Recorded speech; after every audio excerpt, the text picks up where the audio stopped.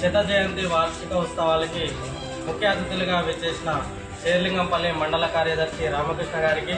అదేవిధంగా దళిత హక్కుల పోరాట సమితి రాష్ట్ర సహాయ కార్యదర్శి వెంకటస్వామి గారికి,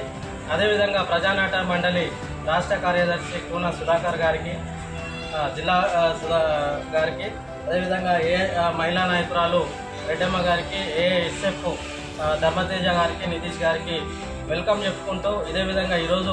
1925 డిసెంబర్ 26వ తారీఖున కాన్పూర్ అనే ఒక విలేజ్లో భారత కమ్యూనిస్ట్ పార్టీ పుట్టడం జరిగింది. సో అంటే ఈ రోజుకి 99 సంవత్సరాలు మనం పూర్తి కంప్లీట్ చేసుకొని 100వ సంవత్సరంలో అడుగుపెట్టిన పార్టీలో నేను ఒక ఏఐవైఎఫ్ సిపిఐ పార్టీకి అనుసంధానంగా ఉన్న ఏఐవైఎఫ్లో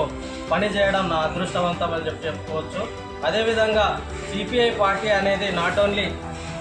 నామినేటెడ్ పోస్ట్ అంటే నామినేటెడ్ పోస్ట్లకే